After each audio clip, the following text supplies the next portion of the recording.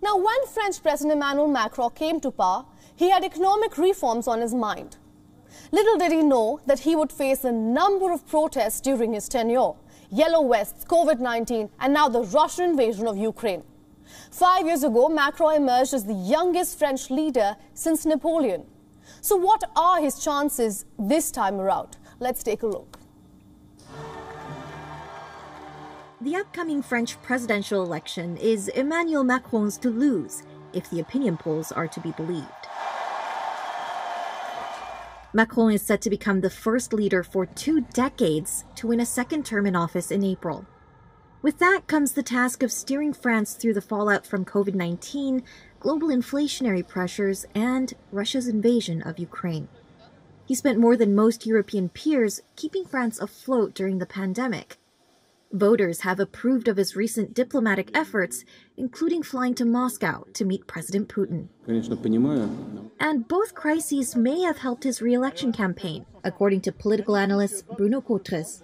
Emmanuel Macron has benefited really from the rally around the flag effect because of the Ukraine war, and also because the way that Emmanuel Macron did manage actually the COVID pandemic, particularly at the end with the whatever it cost. And Emmanuel Macron has clearly benefited from that, his position of the incumbent, the executive, which is managing the crisis.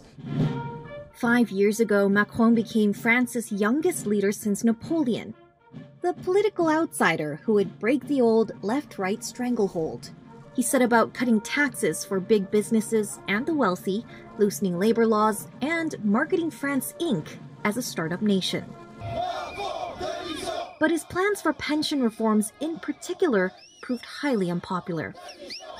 The long-running yellow vest demonstrations began as a protest against high fuel prices, but they eventually focused in on Macron as aloof, elitist, and deaf to the grievances of ordinary people.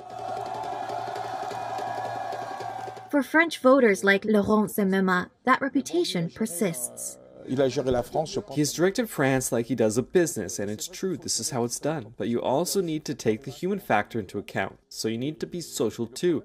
You're not just managing goods, but managing people. Macron is seeking to extend his mandate precisely to press on with his pro-business reforms.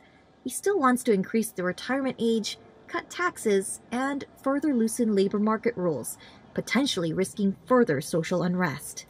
But beyond the immediate crises, communications expert Philippe Moreau-Chevrolet sees a bigger challenge ahead for the president: his own domestic reform agenda. Even though the economy is good and is what it achieved during the 5 years, economically speaking, is good for French people, and they have, maybe not all of them, but most of the population have seen their revenues increase and they pay less taxes. But you know, people have to feel it, and after 4 years of deep social, sanitary, or diplomatic crisis, it's difficult to feel good, even though the situation is better.